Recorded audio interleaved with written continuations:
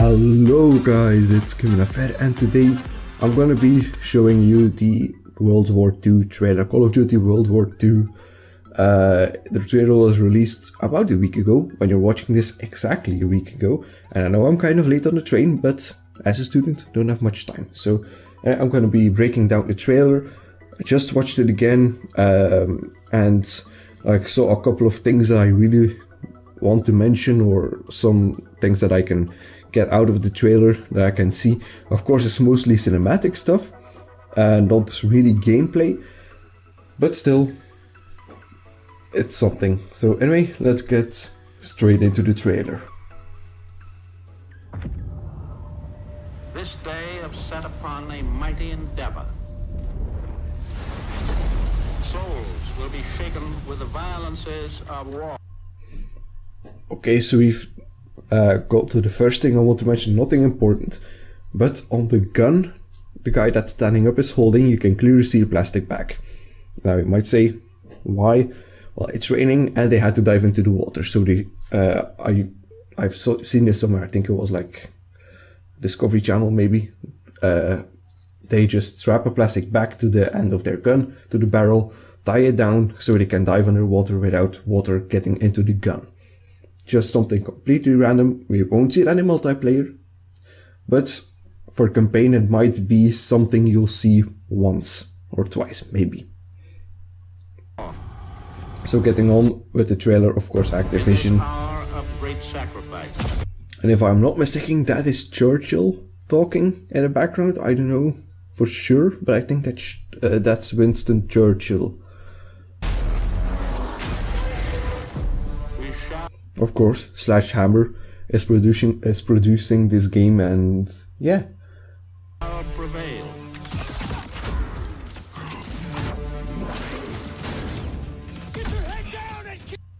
Okay, so I do quickly want to pause this. Actually, if I go back a little bit, we see a grenade strapped into this guy's chest, and that's just a standard American grenade, nothing special, but yeah, just wanted to quickly mention it, as grenades have always been like a key thing in Call of Duty.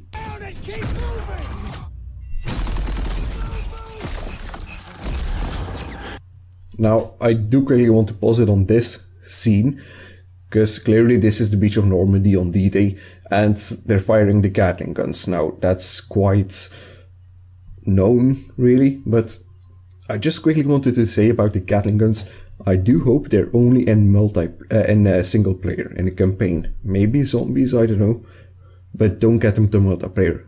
If you've played Modern Warfare Remastered, you will know that those things are annoying as fuck and they don't belong in a multiplayer, so quickly wanted to get that out of my chest.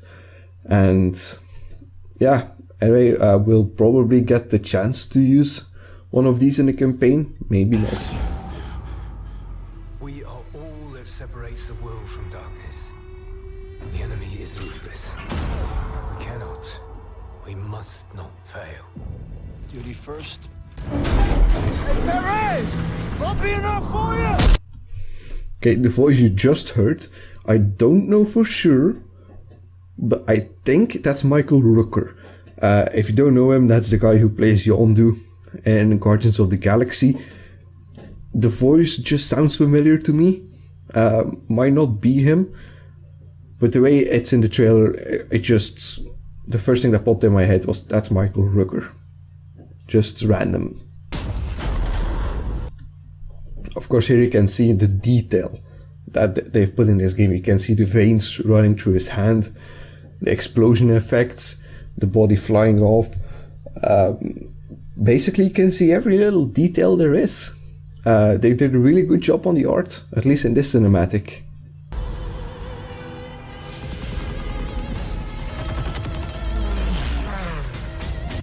So here we have a gun. This is one of the few actual gameplay parts in the trailer. Most of the things we see is cinematic, or maybe, well, the tank probably isn't cinematic, but you're stuck in a single place with a limited a limited view, yeah, you might be able to turn your head a bit, but that'll probably be all. But in this scene we can see, well, you using a AA gun taking out some German planes, and that's cool. We haven't really seen that since World at War, I think, or at least been able to use one since World at War. So that's, I've always enjoyed things like this, and the plane mission in World at War, that was also quite a fun one. So again, here we have some good detail. Now I don't know whether this guy is American or German. I'm guessing he's American, because that's usually why they show him, because he's one on the protagonist side. But his uniform isn't the usual thing. Maybe it's just dirty and everything, and well, we don't know the circumstances. The guy himself is quite dirty. Like, you can see the mud on his face, and even the outline of where his helmet was. That's also a neat little detail. You can see where the mud lines up with the end of the helmet that he's taken off, obviously. But from the uniform I can't really gather whether he's American or not. Maybe a special op, I don't know. We'll have to play the campaign for that. So here, this, I think it's like a typical French style church. Maybe, well, there are parts of it in Belgium, so maybe in Wallonia. But yeah, it's just a church bell, nothing special, but it does confirm a bit of the setting of where we are. It's northern France, Wallonia, maybe like west of Flanders. I don't know. But at least that's the style of church this is.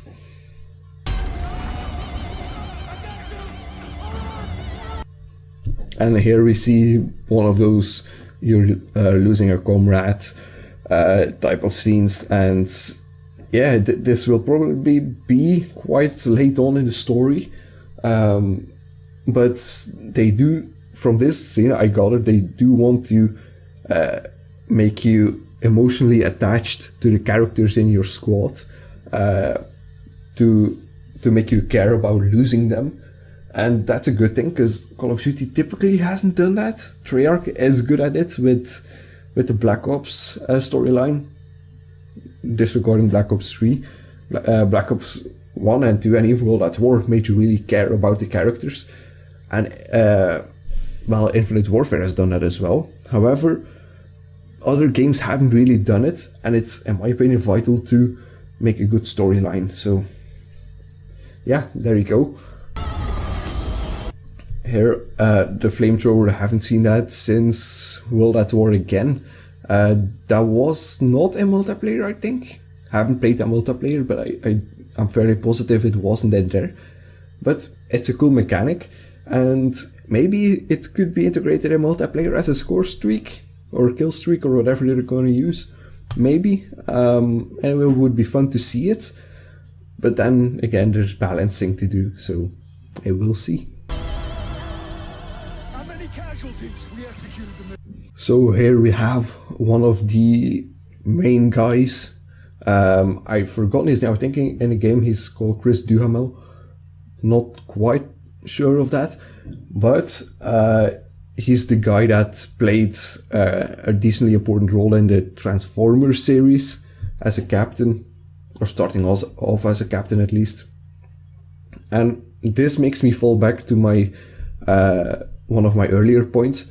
You can clearly see right here the one on his shoulder, and that again makes me think to the past, where I saw that guy that I wasn't quite sure of whether he was American or not. Turns out he is, because this guy is American, and it's an American squad, the Bloody First. Hence why the one is fully red.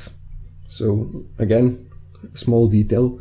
Also, what I can see from here is we've got the frag grenade on his armor, and we've got something here, probably binoculars. Well, I can't really gather it because the scene is so dark. Get me the fuck out of here. Again, Bloody First. This time without nets on this helmet. We've seen a lot of helmets with like netting on them. Not here, and he doesn't have like that patch that the squad leader had. So this guy might be one of the lower ranks, maybe like privates or something. Again, we'll have to play the campaign for that. We can't say anything for sure at the moment. We had orders.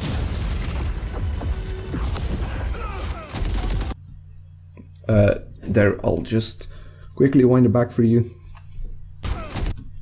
Here we have a German on a machine gun, MG42, I think. It's on a Panzerwagen.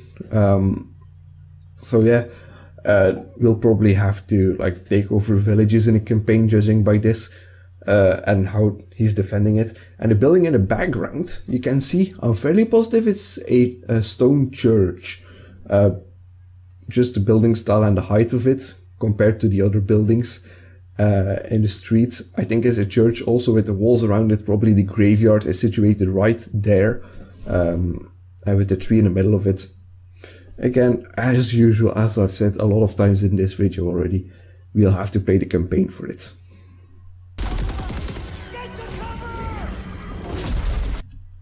Here we see a good thing of destruction.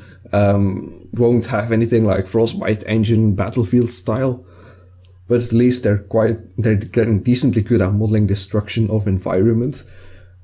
So yeah, I wouldn't expect it to get to like multiplayer, or these things will probably happen on their own, or something you do in a campaign that you have to do, like set a charge somewhere. I think that was like a church tower, set a charge in a church tower and it falls over, maybe.